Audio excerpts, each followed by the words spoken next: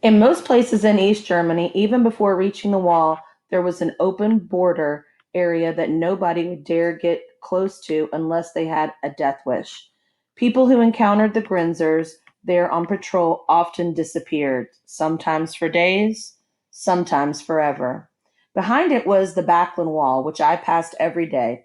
It was a simple concrete wall that surrounded West Berlin, making the free half of the city an island with communist East Germany. When I knew of the area behind the Backland Wall came only from the glimpses I saw from my window, or occasionally from Anna's bedroom if she didn't catch me looking, and from what Fritz told me he had seen while outlaying brick jobs. Beyond the Backland Wall was another barbed wire fence that might have been electrified, which I figured was bad enough. But Fritz thought it was something else. He believed touching that wire sent a signal to the guards in the watchtowers. If it was true, that would be worse. Past that was what we called the death strip. The government had given it that name, but they hadn't given it that name, but they didn't discourage its use either. Soldiers and fierce dogs often patrolled it. Barriers and deep trenches were set up to stop any vehicles that tried to crash through, and the dirt was left smooth so, on the rare chance that someone did get that far, it would be easy to follow him. Soldiers were ordered to shoot on sight and to shoot to kill.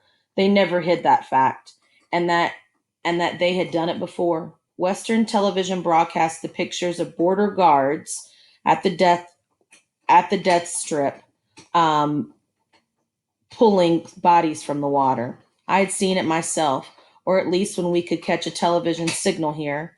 Our government would then respond with ridiculous excuses such as heart failure or swimming day gone bad. Well, heart failure didn't cause bleeding wounds. They had tried to escape and they had failed. Reminders of our own fate should we try it too. There were some successes, no doubt, but we didn't hear about them as often. Those who escaped usually kept quiet about it. They didn't want their loved ones left behind in the East to be punished. Eventually, the rabbit hopped away, or perhaps someone I couldn't see chased it off. I never could figure out how those rabbits got in the first place. Since they couldn't pass through solid concrete, they would have to dig a tunnel underneath. Even the animals wanted to leave East Berlin, I suppose. I would have kept watching for the rabbit, but Mama called me in to supper. I came in and plunked down beside Fritz, but right away it was clear his mind was somewhere else. He picked at the food until Mama finally set down her spoon and said, "You're quiet tonight. What's wrong?" He shrugged. "Had a hard day. That's all." No, that wasn't all. I knew it, even if she didn't. Since the wall had gone up, Fritz never told Mama anything that made her more worried or sad than she already was. So if he went as far as to admitting it had been a hard day. That meant something awful had happened. Fritz met my eyes and offered a grim smile, but he looked away when Mama turned to me and asked, "What about your day, Gerda? You had pioneer meeting." Yes, I reached for another slice of bread. They had an announcement. A few days ago, a first person ever to do a spacewalk was outside the spacecraft for over 12 minutes. He's Russian. They want us to be real proud of that, though I don't see how it has anything to do with Germany. They wanted us to be proud because it means the East beat the West, nothing more. Fritz's tone was more biting than usual. Something was definitely bothering him.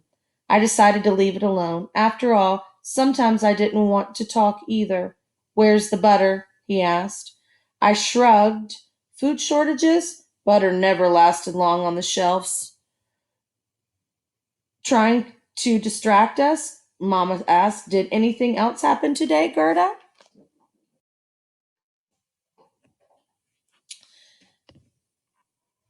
Immediately, I thought of having seen Dominic. Ever since that moment, I had debated whether to tell them. Mama would Mama be happy that I had seen him, or sad because she had not? I didn't know the answer to those questions, but I was certain of one thing. If Mama or Fritz had been the one to see Dominic, I would want to tell them. I hesitated for a moment. Then, in only a whisper, I said, "I saw Dom this morning."